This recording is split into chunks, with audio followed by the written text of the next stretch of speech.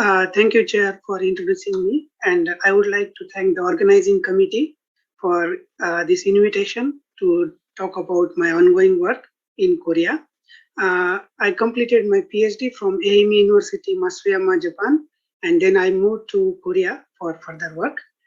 So, in my talk, I will cover the basic aspects of the CRISPR-Cas system, or what were the different approaches we use to follow for the introduction of mutagenesis and get the better traits in the plants. So, in my talk, further I will describe the application of these tools in crop improvement and what we do in our lab in the Korea, and further the regulatory aspects. So, coming to the introduction of this topic, that we all know that the mutations are the basis of evolution and genetic variations.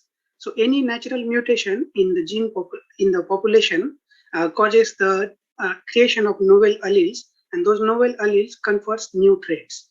So, in this way, from the human civilization era, from the beginning of the human civilization, we have selected the better crops having the better traits. And that time we had no technology or knowledge of selecting on the basis of genetics, and we had selected the plants using the mutant phenotypes. So to generate or to fasten this process of mutation, we have developed several tools from the late 19th century and early 20th century. So earlier radiation and chemicals were used to introduce the mutations in the population of any crop, and later some DNA-based technologies have evolved since the 1950s, and one of them is like a transgenic approach, which gained more attention, but due to certain regulatory aspects, further this technology had several limitations to commercialize the products generated using the transgenic approach. And in early 2010, the CRISPR-Cas technology was introduced, and this technology has immense potential, and it's based on this technology, several tools have been evolved, and this is continued to grow further. So what are the advantages that we gain when we use the CRISPR-Cas compared to the other technologies, that is the conventional plant breeding, mutation breeding, or transgenics? So these three approaches take significant time and several generations to screen and get the better phenotype or plants that have no other side effects, and we need to go through several regulatory aspects. But in case of genome editing, we can develop a new crop variety without waiting for 7 or 8 years. We can do in 1 or 2 years. So these molecular scissors, that is CRISPR-Cas systems, based on the endogenous DNA repair machinery that has two main pathways, that is non-homologous end joining and homologous recombination. And this non-homologous end joining pathway is an error-prone pathway. So when we cut the DNA, it produces the double-stranded breaks, and during repair by this pathway, we get the insertion or deletion, that is the 4 genetic letters of 4 DNA letters, ATGC, and this deletion or insertion causes the knockout or knockup of this these targeted genes. So among the three, this kind of mega nucleases, CRISPR-Cas has got more popularity because it has more user-friendly features, like easy to adopt and apply in the experiments. So this technology was initially invented by Emmanuel Charpentier and Jennifer Doudna, and in 2010 and 11, they published papers where they adopted this bacterial immune system for programmed editing.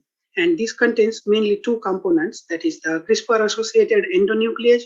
It is basically an enzyme, and single guide RNA. It is RNA and having some scaffold. So this guide RNA, that is the 20 base pair region around, we can target using this 20 base pair to any region in the complex genome, and it just need a recognition motif, that is NGG. So these tools have got more attention and application in human or in plants, and particularly in plants. To apply this technology, we follow certain basic steps. That is, we first need to know the target gene that will give us some improved trait. And after getting the design, after knowing the trait, that gene, we can clone the different components of this CRISPR system and deliver into the plant cell by using different methodologies. And we can screen the plants after we get the edited or targeted mutagenesis lines. So one of the major advantage of using this CRISPR technology is as we all know that our genetic package, that is DNA, is present in the chromosomes, and these complex structures are made up from the ultimately from the DNA, and that codes for the RNA, and that leads to the protein production, which gives us which are the functional units in the all living organisms. So we can edit any of this process using CRISPR-based tools. By using the basic features of CRISPR, several effector molecules have been fused with this Cas9 or particularly Cas endonuclease, and that can perform several modifications at different stages of the central dogma. So one of the tool is base editor. It is more specific and precise that we can edit the genetic letters, that is DNA letters, from A to G or C to T, and recently C to G also have been evolved. And we can make these mutations or changes at DNA or even RNA level. And one of the pioneer in this work is David Liu. So, and for the transcription regulation, that is the any gene expression can be controlled using these two tools, that is transcriptional regulators and epigenetic modifiers. And the recent addition of the tool is the prime editor, where we can make any change, like any particular base can be changed to any other base. Of course, this needs further improvement, but it has shown the application in human cells that we can make a small changes in the DNA that will give us the important functions or the important traits. So when we think of applying this for the basic or applied research, particularly in plants, we can do the two types of studies, that is to know the functional aspects of any target DNA, or to develop the biotic or abiotic stress tolerant plants. So one of the case study is in case of plants, one disease, that is fungal disease, is caused by the fungal pathogen is powdery mildew, and the susceptibility factor, that is MLO1 gene, it helps the fungal pathogen to invade the plant. So if we target this gene was targeted using the regular CRISPR-Cas tool, and by making the mutations in this gene, the tolerant phenotype or tolerant plants were obtained. Another aspect we can, another case study is we can study the basics of how particular gene is involved in particular stress. And here is one example, that is the NPR1, which is a transcription factor. By mutation of this transcription factor, we can see that the plants become more susceptible to the drought. And so this way we can understand the functions of several genes before using them or before targeting them by using different tools. So in my current lab, we work on both the aspects, that is the development of new tool or the application of design tools or newly developed tools in the plant biology. And in case of new tools, we have precision tools or targeted random mutagenesis to mimic the directed evolution in plants. So there are several tools to make the targeted random mutagenesis, so we can have the evolved proteins. And one of the tool is ROS-based, that is reactive oxygen species-based mutator, that we have recently adopted. And this tool was developed using the ROS production enzymes. By fusing with the Cas9 protein, we can target this enzyme to the specific locus in the genome, and we can make the mutations in that region. So that mutations will lead to the different protein mutants that will give the different functions. Another platform technology that we have recently optimized in our lab is the screening of new tools or the optimization of new tools using the heterologous promoters, that these promoters are functional in bacteria and plants also. So using the same optimized components, we can perform experiments in bacteria as well as plants. So this this new tool is quite useful to check the functionality of any cloned components or any component that we want to use further in eukaryotes. And recently, this paper is published, and this work is done by Divyajyoti. Now he is a postdoc in our lab. So basically, the fungal and viral pathogens are the major factors that we lose a lot of yield in the agriculture.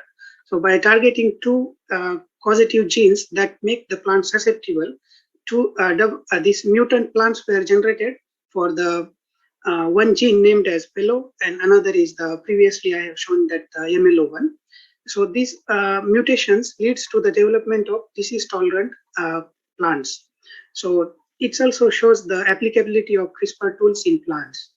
So there are several aspects that people consider when we think of the regulation of this technology for application or the commercialization of developed products in different parts of the world. So as we know that conventional breeding products are not regulated, but the genome editing or the GMO crops are having stricter regulations. But in case of genome editing, if there is a plant which is having no foreign genetic material, that can be counted as a non-GMO. And in some countries, there are these plants or these products are not considered as a GMO and having the relaxed regulations for the commercialization of these traits. So as per we consider Japan, this ESDN1, if there is a small change in the DNA, this product is considered as non-GMO and non-regulated. And in some part of the world, still there is a debate going on about this technology, whether to be regulated strictly like GMO or allowed to commercialize without any GMO rule application. So these are some of the papers that we have recently published and some other groups that people can refer to study more about this technology.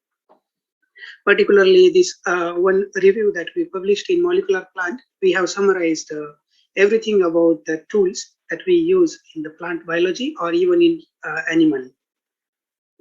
So finally, I would like to acknowledge my professor in the current lab, Professor Jayan Kim, and my colleague Divyajyoti, who performed some of these experiments. And yeah, I really would like to acknowledge my PhD supervisor, Professor Morita, and Professor Hayashi, where I worked as a postdoc for 3 years in the Proteoscience Center, AMA University, Japan. And thank you for listening. And any questions are welcome. Thank you very much, Dr. Shelake. It's a wonderful talk on the genome editing tools using CRISPR-Cas9 tech. It's open now for the questions to Dr. Shelake from audience. If there are questions, please unmute and ask here, or you can also ask him.